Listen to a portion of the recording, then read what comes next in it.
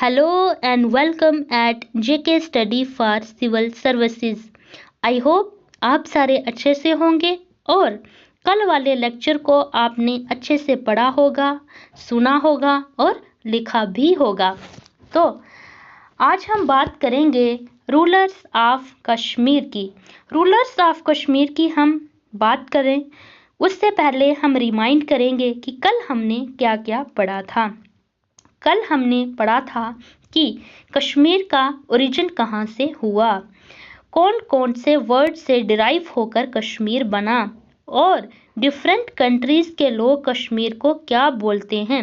उसके साथ ही हमने पढ़ा था कि ऐसी कौन कौन सी वो बुक्स हैं जो हमें important source of information provide करती हैं अबाउट कश्मीर। तो चलिए आज आगे बढ़ते हैं और स्टार्ट करते हैं rulers of Kashmir. Rulers of Kashmir की जब भी हम बात करते हैं तो हम बात करते हैं राजतरंगिणी की। राजतरंगिणी की क्यों? क्योंकि यही एक ओल्डेस्ट सोर्स ऑफ इंफॉर्मेशन है कश्मीर का। इसमें सबसे पुराना इतिहास है कश्मीर का और सबसे लंबा इतिहास इसमें है, सबसे ऑथेंटिक इसमें है। ठीक है, बुक्स तो और भी लिखी हैं जैसे नीलमठ पुराण भी है, लेकिन वो हमारे पास कंप्लीटली अवेलेबल नहीं है और जितनी ऑथेंटिसिटी राजतरंगिणी में है इतनी उसमें नहीं है। उसमें अब राजतरंगिणी में लिखा गया है कि जो फर्स्ट किंग कश्मीर के थे वो कौन थे?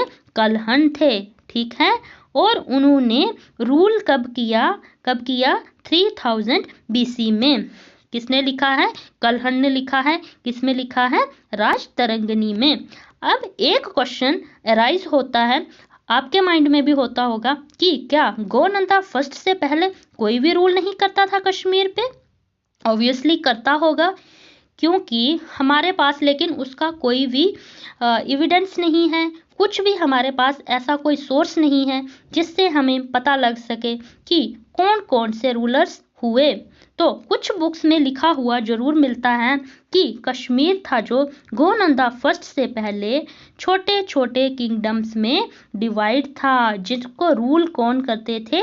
ब्राह्मण्स रूल करते थे और कश्मीर छोटे छोटे पार्ट्स में डिवाइड था। अब ये आपस में क्या करते थे? फाइट करते रहते थे। इससे क्या हुआ?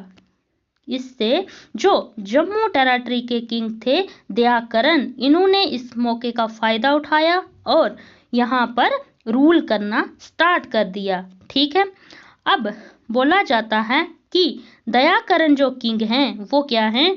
फर्स्ट किंग हैं। कहाँ के? कश्मीर के। किसके बाद? ब्राह्मण्स के बाद। और यह भी बोला जाता है कि दयाकरण किंग के डायनेस्टी के लोग ही आगे 55 किंग्स हुए जिन्होंने रूल किया कहाँ पर? कश्मीर पर। बट इसका कोई प्रेजेंट एविडेंस नहीं है। बुक लिखने वालों ने लिखा तो है लेकिन ऐसे कोई एविडेंस वो प्रोवाइड नहीं करवा सके हैं जिससे इस बात को माना जाए। अब आगे बात करते हैं हम गोनंदा फर्स्ट की ही। इनका रीजन कौन सा था? बिफोर महाभारत वार। अब जब महाभारत की लड़ाई हुई किसके बीच में हुई? कौरवों के बीच में और पांडवों के बीच में। उससे थोड़े साल पहले का टाइम था जब गोनंदा फर्स्ट रूल करते थे। कहाँ पर? कश्मीर पर। ठीक है, अब जो गोनंदा फर्स्ट थे उन्होंने किसके साथ लड़ाई लड़ी थी? कृष्ण के साथ। किसकी ओर से? जरासंध की ओर से, क्योंकि गोनंदा जो थे वो जरासंध के क्या थे? रिश्तेदार थे। और जब कृष्ण और जरासंध की लड़ाई हो रही थी तो गोनंदा फर्स्ट जो थे वो उन्होंने क्या किया? कृष्ण के किले की घेराबंदी कर ली, जिससे बलराम जो थे, कौन थे बलराम? कृष्ण के बड़े भाई, उन्होंने गोनंदा फर्स्ट की हत्या कर दी। जब गोनंदा फर्स्ट की हत्या हो गई उसके बाद कौन राजा बने कश्मीर के? ने दामोदर फर्स्ट। दामोदर फर्स्ट कौन थे? Son of Gonanda. अब फिर उसके बाद दामोदर ने अटैक किया। किस पर किया?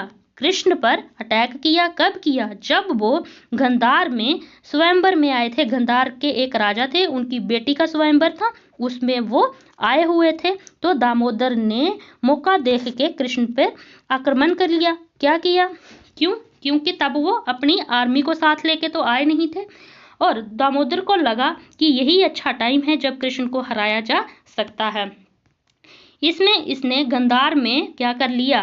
आक्रमण कर दिया, हमला कर दिया, जिससे वहां भगदड़ मच गई और गंधार की जो बेटी थी, जिसकी शादी थी, उसकी डेथ हो गई। इससे वहां के राजा और वहां की जो आर्मी थी, उन्होंने गुस्से में आकर दामोदर की सारी सेना को मार दिया। और क्या हुआ? भगवान कृष्ण ने दामोदर को क्या कर दिया? मार दिया। इसके बाद क्या हुआ? कश्मीर की नई क्वीन बन गई। कौन बनी? जशोवती। जशोवती क्या बन गई? क्वीन बन गई। कहाँ की? कश्मीर की। ये वाइफ थी किसकी? दामोदर की। इनकी कोई भी संतान नहीं थी, ये प्रेग्नेंट थी। ठीक है। तो कुछ जो उनके कोर्टियर्स थे, उन्होंने इस बात को अपोज किया। उन्होंने बोला कि हम एक विडो को अपनी क्वीन नहीं मानते। इसके बाद क्या किया? कृष्ण ने जो बहुत बड़े बड़े मंत्री लोग थे, समझदार, जैसे उस टाइम में क्या होते थे, ऋषि वगैरह होते थे, उनको भेजा और वहां के लोगों को समझाया। फिर लोगों ने खुशी खुशी जशोवती को अपनी क्वीन मान लिया। अब फिर क्या हुआ? जशोवती ने कितने पीरियड तक रूल किया? For 18 years. 18 ईयर्स तक जशोवती ने कश्मीर पर रूल किया। उसके बाद उनके बेटे हुए, जिनका नाम क्या रखा गया? गोनंदा सेकंड रखा गया। जशोवती ने उनको क्या बना दिया? किंग बना दिया अपनी जगह। फिर इनको किंग बना दिया कहाँ का? कश्मीर का। उसके बाद जब वो छोटे थे, राजगद्दी पे अभी बैठे ही थे, तो महाभारत की लड़ाई शुरू हो गई। ठीक है। जब महाभारत की लड़ाई शुरू हुई तो इनको लड़ाई में नहीं बुलाया गया, क्योंकि सारे देश के राजाओं को वहां पर बुलाया गया था लड़ाई करने के लिए। कुछ कौरवों की साइड से लड़े, कुछ पांडव की साइड से लड़े थे। ठीक है। तो गोनंदा फर्स्ट को इसमें नहीं बुलाया गया। अब गोनंदा को इसलिए नहीं बुलाया गया क्योंकि वो बहुत छोटे थे और कौरवों पांडवों में से किसी ने भी नहीं बुलाया। इसलिए हम जब महाभारत को पढ़ते हैं तो जहां पर राजाओं के बारे में लिखा गया था कि कौन कौन से राजा वहां पर लड़ाई लड़ने के लिए आए थे, तो गोनंदा सेकंड का नाम नहीं मिलता है क्योंकि वो छोटे थे, उनको बुलाया नहीं था। उसके बाद जब गोनंदा बूढ़े हो गए तो उनके एक मिनिस्टर थे जिसका नाम था हरण देव। उन्होंने क्या कर लिया? इनकी डेथ कर ली। किसकी? इनकी हत्या कर ली। जिसके बाद क्या हुआ कि उन्होंने, किसने? हरिंदर ने अपनी डायनेस्टी की नींव रख ली कश्मीर पर। अब हरिंदर, हम देखेंगे आगे कि हरिंदर देव जो थे, इनकी कौन सी डायनेस्टी से ये बिलोंग करते थे और कौन सी डायनेस्टी को इन्होंने फाउंड किया? कहाँ पर? कश्मीर पर। अब देखिए यहाँ देखिए, जो पांडव डायनेस्टी थी, ठीक है, उसके बाद दामोदर आए। तो दामोदरों के बाद कौन आए? दामोदर, गोनंदा, जशोवती, ये सारे रूलर्स हुए। इनके बाद कौन आ गए? पांडव डायनेस्टी आ गई। पांडवों में कितने किंग्स थे जिन्होंने रूल किया कश्मीर पर? 35 किंग्स थे और उनमें से पहले थे हरंदर देवा। हरण देवा जो कौन से थे? हरण देवा। हरण देवा जो थे, ये कौन थे? फाउंडर थे पांडव डायनेस्टी के। कहाँ? कश्मीर में। अब इन्हीं की लाइन में 35 किंग्स हुए, लेकिन उनके नाम हमारे पास नहीं है क्योंकि वो इतिहास कहीं खो चुका है। ये किसने लिखा है? कल्हण ने लिखा है अपनी बुक राजतरंगिणी में। अब हम देखते हैं कि ये हरण देव कौन थे। हरण देवा सबसे पहले हुए अर्जुन हुए।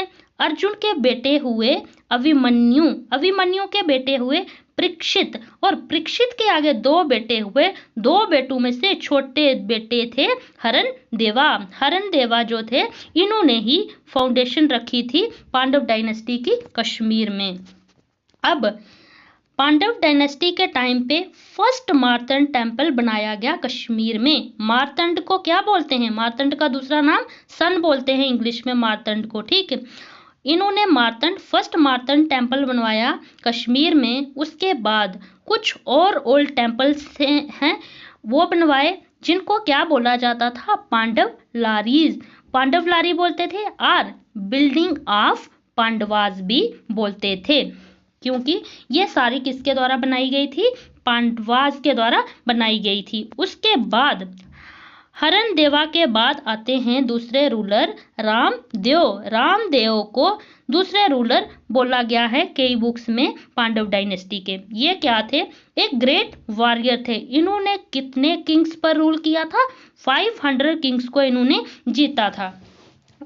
इनका रूल कहां से कहां तक था, अरबियन सी के एरिया से स्टार्ट होकर बे ऑफ बंगाल तक के पूरे एरिया पर इनका रूल था। किसका, रामदेव का।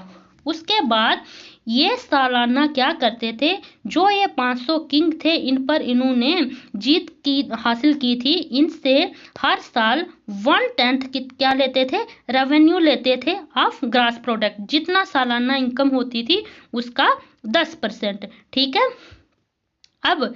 अब बाद में इनके जो आगे पीढ़ी के लोग थे, इनके सक्सेसर जो थे, उन्होंने इसको बढ़ाकर 1/10 से 1/5 कर लिया। क्या कर लिया, 1/10 से 1/5 कर लिया। उसके बाद कौन से रूलर आए, सुंदर सेन। सुंदर सेन आए। ये पांडव डायनेस्टी में 22 नंबर पर थे। ये बहुत ही इंपॉर्टेंट हैं, क्योंकि इन्होंने कौन सी नगरी बसाई, संधि मतनागर। संधि मतनागर शहर को बसाया किसने, राजा सुंदर सेन ने। और इसका नाम इन्होंने अपने नाम पर ही रखा, और इसी सिटी को इन्होंने क्या बना लिया, अपनी कैपिटल बना लिया। अब इनके टाइम पीरियड को थोड़े ही साल हुए थे, तो क्या हुआ, अर्थक्वेक रिफ्टेड। कहां पर, मिडल ऑफ कैपिटल संधि मतनागर। जो संधि मतनागर सिटी उन्होंने बसाई थी, उसके बिल्कुल मिडल में क्या आया, अर्थक्वेक आया, जिससे क्या हो गया, सिटी सबमर्ज्ड हो गई। किसमें, पानी में। और किंग था जो, कौन थे, किंग सुंदर सेन। सुंदर सेन और उनके जितने भी इनहेबिटेंट्स थे वो सारे इसमें डूब गए। इसके बाद जो सिटी थी ये क्या हो गई, कन्वर्ट हो गई किसमें, लेक में। और क्या बन गई, जो अभी प्रेजेंटली कश्मीर में बुलर लेक है, यही थी किंग सुंदर सेन की ब्यूटीफुल सिटी संधि मतनागर। अब इसको बुलर लेक के नाम से जानते हैं वहां पर। तब इनके सारे जो सुंदर सेन थे राजा, इनके आगे कोई बचा नहीं, तो फिर जो लावा थे उनको किंग इलेक्ट कर दिया गया। कहाँ का, कश्मीर का।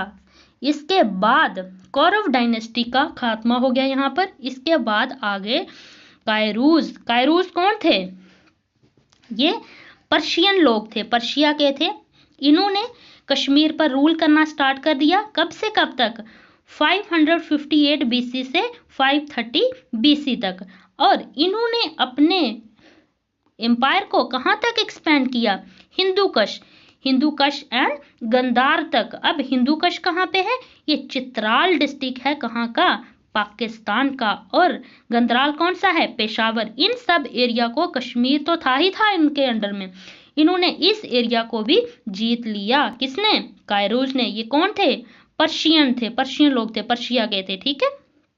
उसके बाद कायरूज के अंडर ही एक और छोटे राजा आते थे, जो कौन थे, दायरूज थे। उन्होंने विन किया किसको, पंजाब को भी विन कर लिया। पेशावर वगैरह एरिया तो जीता हुआ था उन्होंने, उसके बाद पंजाब को भी विन किया। और पंजाब को विन करके इन्होंने इसको भी पर्शियन एम्पायर में मिला दिया।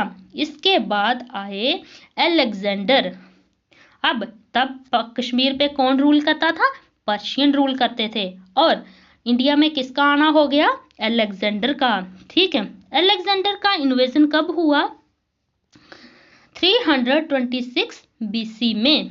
तब कश्मीर पर पर्शियन कंट्रोल इनके आने से ही खत्म हो गया। अब सुल्तान सिकंदर के बारे में हम थोड़ा सा जान लेते हैं। सुल्तान सिकंदर को और क्या बोला जाता है, सुल्तान सिकंदर को और क्या, अच्छा सॉरी, अलेक्जेंडर को और क्या बोला जाता है, सुल्तान सिकंदर। अब सुल्तान सिकंदर नेम अलेक्जेंडर को किसने दिया है, पर्शियन लोगों ने दिया है, क्योंकि पर्शियन लैंग्वेज में सिकंदर का मतलब होता है डिफेंडर और वॉरियर। ठीक है, तो ये नाम पर्शिया के लोगों ने अलेक्जेंडर को दिया। अलेक्जेंडर कौन था? ये मैक्डोनिया का गवर्नर था। मैक्डोनिया पर इनके फादर रूल करते थे। जब इनके फादर की डेथ हो गई तो मैक्डोनिया के नए गवर्नर बन गए कौन? अलेक्जेंडर। ये बहुत अच्छे वॉरियर भी थे। इन्होंने जैसे ही ये वहां के गवर्नर बने पूरे ग्रीस को जीत लिया इन्होंने, फिर ग्रेट पर्शियन एम्पायर को भी जीत लिया, इजिप्ट को जीता। ऐसे ही आगे बढ़ते बढ़ते इन्होंने रुख किया कहां पर? इंडिया का। अब इंडिया कितने पार्ट्स में डिवाइड था तब इंडिया 16 पार्ट में डिवाइड था। और किसके साथ इन्होंने लड़ाई लड़ी? पोरस के साथ लड़ाई लड़ी। कहां पर लड़ी? बैंक ऑफ झेलम नदी के किनारे। और इस बैटल को क्या नाम दिया गया? Battle of Hydaspes. किसके बीच में लड़ाई हुई? पोरस और अलेक्जेंडर के बीच में। कब हुई? 326 बीसी में हुई। इसमें अलेक्जेंडर ने क्या किया? अलेक्जेंडर जीत गया और पोरस क्या हो गया? उन्होंने सरेंडर कर दिया। लेकिन इसमें अलेक्जेंडर की बहुत बड़ी हार हुई। कहां पर? ये बैटल ऑफ हाइडास्पस में। अब हम देखते हैं थोड़ा मैप के द्वारा कि कैसे पोरस हारे और कैसे अलेक्जेंडर जीता। ठीक है, तो चलिए देखते हैं। ये है मैप। इसमें अब ये है अलेक्जेंडर का कैंप और ये है पोरस का कैंप। जब अलेक्जेंडर हिंदू कुश की पहाड़ियों को पार करते हुए पेशावर से आया तो यहाँ के जितने भी किंग्स थे उसको ये क्या करता आया? अपने साथ लेता आया। क्योंकि जब उसको पता चला कि पोरस जो है बहुत बड़ा शक्तिशाली राजा है और उसके पास बहुत बड़ी आर्मी है, तो कहा जाता है कि जो अलेक्जेंडर की जो आर्मी थी उन्होंने ही रिवॉल्ट कर दिया था। उन्होंने बोला था कि हम नहीं लड़ सकते, लेकिन अलेक्जेंडर ने उनकी बात नहीं सुनी और लड़ाई लड़ने का सोच लिया। किसके साथ? पोरस के साथ। ठीक है, इसके बाद अब जैसे ही यहाँ पर उन्होंने अपने आर्मी बेस को यहाँ पर डिप्लॉय किया, यहाँ पर पोरस ने कर लिया। ठीक है, ये सारे राजाओं को अब अलेक्जेंडर ने क्या किया कि जब पता चला कि पोरस की तो सेना बहुत है तो उसने यहाँ के आसपास के राजाओं को भी अपने साथ ले लिया और एक बहुत बड़ी आर्मी तैयार कर ली। यहाँ से बह रहा था रिवर झेलम। ठीक है, तब उसको हाइडास्पस रिवर बोला जाता था। अब यहाँ पर उन्होंने अपने फ्रंटियर्स रख लिए, यहाँ पर भी। तो इस साइड पोरस ने भी अपनी बहुत बड़ी आर्मी उनके सामने डिप्लॉय कर ली। इसके बाद उन्होंने यहाँ पर डिप्लॉय की तो पोरस ने भी यहाँ पर, उन्होंने यहाँ तो यहाँ पर भी, मतलब आमने सामने दोनों झेलम के, एक उस साइड आर्मी थी अलेक्जेंडर की तो दूसरी साइड थी पोरस की। अब उसके बाद अलेक्जेंडर यहाँ ही रहा तो इसने क्या करने शुरू कर दिया? अब ये थोड़े देर बाद क्या करने लगा? आगे पीछे अपनी सेना को कभी थोड़ी टाइम आगे करता था, फिर पीछे। तो पोरस ने देखा कि ये सिर्फ सेना को आगे पीछे कर रहा है, आगे तो बढ़ नहीं रहा है। तो उन्होंने बोला कि चलो ये तो अब आने नहीं रहा तो मैं थोड़ा रिलैक्स मोड में चला जाता हूँ। ये थोड़ा आराम में हो गए पोरस और अलेक्जेंडर ने इसी का फायदा उठाया। शायद पोरस की सबसे बड़ी गलती भी यही थी। अलेक्जेंडर ने अपने जैसा दिखने वाला कोई आदमी यहाँ पर डिप्लॉय कर दिया। किसने किया? अलेक्जेंडर ने। और उसके बाद क्या किया? उसके बाद यहाँ से वो ट्रुप्स के साथ इस साइड को चला। कहाँ को? इस साइड को चला। किसके साथ? अपने ट्रुप्स के साथ। अब जब ऐसे ही यहाँ से चला तो उसने यहाँ से इस साइड को आना था, लेकिन वो रास्ता भटक गया, इस साइड को चला गया। यहाँ से क्रॉस किया, यहाँ पर एक और किंग रूल करते थे, यहाँ लड़ाई हुई, यहाँ से अलेक्जेंडर जीता बड़ी मुश्किल से और यहाँ आ गया। यहाँ पर आते ही पोरस को पता चला कि अब मामला खराब हो गया। तभी अलेक्जेंडर के और ट्रूप्स यहाँ से आए, उन्होंने यहाँ से क्रॉस किया झेलम को और यहाँ पर बहुत बड़ा उन्होंने अपना आर्मी बेस स्टार्ट बना लिया और यहाँ थी पोरस की आर्मी पूरी। अब ये बैटलफील्ड एरिया था पूरा।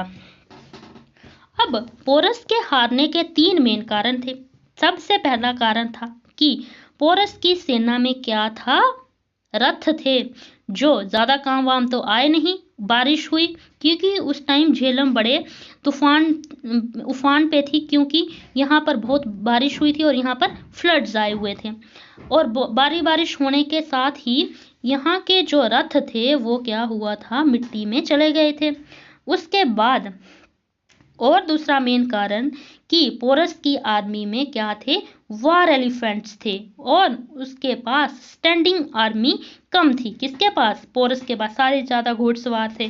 ठीक है, तो उन्होंने उसके बाद जो अलेक्जेंडर थे तो उनका आर्मी बेस यहाँ था, पोरस की सेना यहाँ पर दोनों की सेना इकट्ठी हो गई। अब पोरस था, जो पोरस ने इस तरह से अपनी आर्मी को खड़े किया था कि इस साइड कौन था, इस साइड उन्होंने घुड़सवार रखे थे, इस साइड भी, और बीच में उन्होंने हाथी और रथ थे जो उनको डिप्लॉय किया हुआ था। अब जब वो आक्रमण कर रहे थे, इस साइड से हमला कर रहा था पोरस, तो पोरस को बहुत नुकसान हो रहा था क्योंकि बड़ी आर्मी जो अलेक्जेंडर की वो मर रही थी। उसके बाद अब देखा कि जो हाथी हैं वो बहुत नुकसान कर रहे हैं अलेक्जेंडर की आर्मी का, तो अलेक्जेंडर को तो समझ नहीं आया, लेकिन बाद में उसको समझ आ गया कि इन हाथियों को कैसे टैकल करना है। तब अलेक्जेंडर की जो आर्मी थी उनके पास बड़े बड़े भाले होते थे, ठीक है, जो ऐसे ऐसे होते हैं, बहुत लंबे लंबे ऐसे उनको लगे होते हैं, ठीक है। उन्होंने बोला कि इनको आप दूर से फेंको और क्या करो, हाथियों की जो आंखें हैं आंखों पे मारो। जैसे ही उन्होंने ऑर्डर दिया और उनकी आर्मी ने वैसे किया, जैसे ही किया तो हाथी पागल हो गए। जब उनकी आंखों पे जो मारे गए ना, तो उन्होंने अपनी सूंड से ही सारे लोगों को मारना शुरू कर दिया। फिर उनको दिख तो रहा नहीं था कि कौन सी पोरस की आर्मी है और कौन सी अलेक्जेंडर की है। उन्होंने दोनों तरफ भारी तबाही की, लेकिन अलेक्जेंडर का इसमें बहुत ज्यादा नुकसान हुआ और पोरस की आर्मी का भी हुआ और पोरस जीतते जीतते हार गए। जिससे फिर क्या हुआ, अलेक्जेंडर ने फिर समन भेजा। किसको भेजा, पोरस के पास। तो पोरस ने पहले तो मना कर दिया, लेकिन बाद में उनके एक कोर्टियर ने बोला कि अभी हमें यही करना पड़ेगा, आप प्लीज मान जाओ। फिर जब बात हुई अलेक्जेंडर और पोरस की, तो अलेक्जेंडर ने पहला सवाल पूछा पोरस को कि बताइए आपके साथ कैसा बिहेव किया जाए। तो पोरस ने बोला कि मेरे साथ वैसा ही बिहेव किया जाए जैसा एक राजा के साथ किया जाता है। ठीक है, तो ऐसे हुई लड़ाई किसकी, पोरस और अलेक्जेंडर की। चलिए हम फिर से चलते हैं अपने टॉपिक पे। अब अलेक्जेंडर की जब पोरस से लड़ाई हुई, उसके बाद अलेक्जेंडर ने क्या किया, ये जीतने का सपना देखना छोड़ दिया और इंडिया छोड़कर चला गया और अपने बिहाफ में अपने सारे गवर्नर्स को इसने क्या कर लिया, डिप्लॉय कर लिया और वो खुद कहाँ चल पड़ा, मैकडोनिया की तरफ वापस चल पड़ा। तब उसने कश्मीर का रूल किसको दे दिया, अभिसारा को दे दिया। अभिसारा जो कब उनकी डेथ हो गई, 325 में डेथ हो गई, तो उनका बेटा यहाँ पर रूल करने लग गया। और जो इंडस वैली टेरिटरी वाला एरिया था उसको कंट्रोल करने का जिम्मा किसको दे दिया, अलेक्जेंडर ने सेल्यूकस निकोटर को दे दिया, जो उसका मेन जनरल था, किसका, अलेक्जेंडर का। अब देखिए आगे क्या होता है। जब ये अलेक्जेंडर जो था, अलेक्जेंडर जब चला गया तो उसने अपने गवर्नर्स डिप्लॉय किए सारे। तो तब वहां पर जो कहाँ के थे, पिपलान के रहने वाले थे चंद्रगुप्त मौर्य।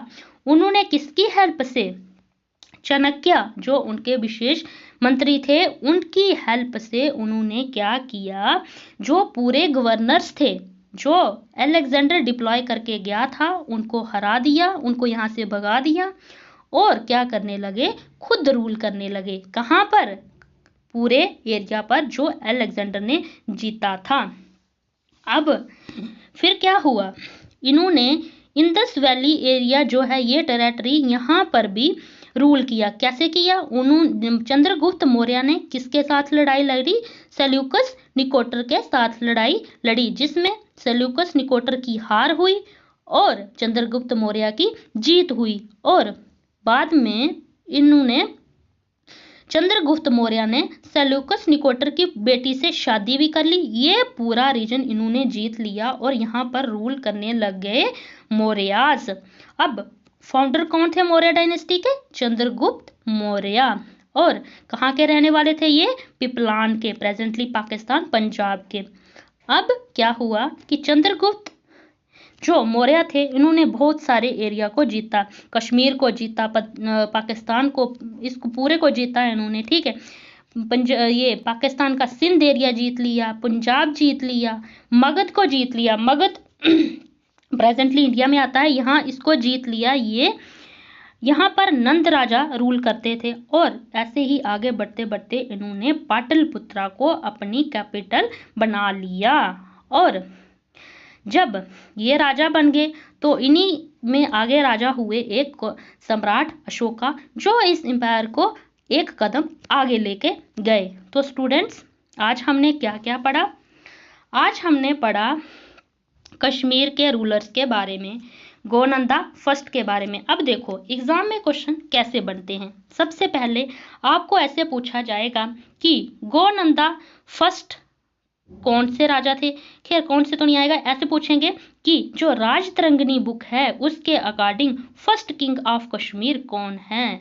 तो गोनंदा फर्स्ट। कब रूल किया इन्होंने? 3000 BC में। फिर आगे ऐसे क्वेश्चन बन सकता है आपको जैसे इंपॉर्टेंट कि गोनंदा के बाद सेकंड रूलर कश्मीर में कौन बने? तो कौन बने? दामोदर। अब दामोदर की डेथ किसने की? कृष्ण ने की। उसके बाद ऐसे पूछ सकते हैं कि फर्स्ट क्वीन ऑफ कश्मीर बताइए, तो कौन थी? यशोवती थी। कि किसकी वाइफ थी? दामोदर फर्स्ट की। अब ऐसे भी क्वेश्चन, एक क्वेश्चन और बन सकता है यहाँ से कि कितनी देर तक रूल किया यशोवती ने कश्मीर पर? कितनी देर किया? 18 ईयर तक। उसके बाद आपको क्वेश्चन बन सकता है जैसे गोनंदा सेकंड से, जैसे कि ये किसके बेटे थे? यशोवती के थे। अब इनको किसने, इनके बाद कौन सी डायनेस्टी आई? गोनंदा सेकंड के बाद कौन सी डायनेस्टी आई? तो पांडव डायनेस्टी आई। गोनंदा सेकंड की हत्या किसने की? हरनदेव ने की। ठीक है, इस तरह से क्वेश्चन आपको यहाँ से बन सकते हैं। अब नेक्स्ट जैसे ये हुआ पांडव डायनेस्टी। अब पांडव डायनेस्टी की बोलेंगे कि किसने फाउंडेशन रखी कश्मीर में? तो हरनदेवा ने रखी। अब ऐसे क्वेश्चन, एक क्वेश्चन और बन सकता है कि पांडव डायनेस्टी के कितने किंग्स थे? 35 किंग्स थे। अच्छा, उसके बाद ये पूछ सकते हैं कि जो संधि मतनागर सिटी थी किसने बसाई थी? जो प्रेजेंटली श्रीनगर है, किसने बसाई? तो सुंदर सेन ने बसाई थी। अब ये बोल सकते हैं, अब और क्वेश्चन जैसे मोस्ट इंपॉर्टेंट यहाँ से बन सकता है कि वुलर लेक कैसे बनी? तो वुलर लेक कैसे बनी थी? अर्थक्वेक से बनी थी। और उसके बाद जब पांडव डायनेस्टी के बाद कौन सी डायनेस्टी आई? कायरोस आई। ठीक है, ये कौन थे? पर्शिया के लोग थे। अब आगे देखिए क्वेश्चन बन सकता है अलेक्जेंडर से, तो बहुत ज़्यादा चांसेस हैं क्वेश्चन आने के, क्योंकि अलेक्जेंडर बहुत फेमस राजा हुए हैं। तो कोई भी एग्ज़ाम हो इसमें से चांसेस बन ही जाते हैं क्वेश्चन आने के, तो इसलिए मैंने आपको इसको डिटेल में पढ़ाया है। अब ये ऐसे पूछ सकते हैं कि अलेक्जेंडर को और क्या बोला जाता है? तो क्या बोला जाता है? सुल्तान सिकंदर। अब ये भी क्वेश्चन पूछ सकते हैं कि सुल्तान सिकंदर किसने बोला था? किसने नाम दिया था? ये पर्शियन लोगों ने बोला था। अब ये मोस्ट इंपॉर्टेंट क्वेश्चन बन सकता है कि अलेक्जेंडर ने किसके साथ लड़ाई लड़ी थी? पोरस के साथ लड़ी थी। कब लड़ी थी? 326 BC में लड़ी थी। ठीक है, अब ऐसे की क्वेश्चन बन सकता है कि जब अलेक्जेंडर ने इंडिया को छोड़ दिया तब कश्मीर में किसने रूल किया? तो अभिसारा ने किया। ठीक है, अब फिर ये आ जाता है कि मौर्यास जो थे, मौर्यास किसके बाद आए? अलेक्जेंडर के बाद कश्मीर पर रूल किसने किया? मौर्यास ने किया। इस तरह के क्वेश्चन आपको एग्जाम में आ सकते हैं। तो स्टूडेंट्स, आपको इतना भी मैंने आपको ज़्यादा डिटेल में पढ़ाया हुआ है। आप इम्पॉर्टेंट पॉइंट्स पे ज़्यादा फोकस रखिएगा, क्योंकि पंचायती अकाउंट्स असिस्टेंट पेपर में मुझे लगता है कि इसमें से 3 या 4 नंबर का ही आपको आएगा, तो आपको इतना ज़्यादा डिटेल में नहीं जाना है। बट हाँ, ये हिस्ट्री एक ऐसा सब्जेक्ट है कि आप इसमें जितने डिटेल में जाओगे उतना ही कम है। फिर भी मैंने कोशिश की है कि आपको अच्छे से समझा सकूं, इसलिए मैंने आपको ज़्यादा समझाया है कि आप अंडरस्टैंड करो चीज़ों को, पढ़ो ही ना, उनको अंडरस्टैंड भी करो। तो आप देख लेना, जो इम्पॉर्टेंट पॉइंट्स हैं उन पर ज़्यादा फोकस रखना, और एक्स्ट्रा नॉलेज के लिए मैंने आपको पढ़ाया है। ज़रूरी नहीं है आप सारी ही चीज़ें पढ़ो। कल हम पढ़ेंगे मौर्यास के बारे में, डिटेल में पढ़ेंगे, उसके बाद कौन कौन सी डायनेस्टीज़ आई। तो थैंक यू, आज इतना ही पढ़ाना था मुझे आपको। बाय।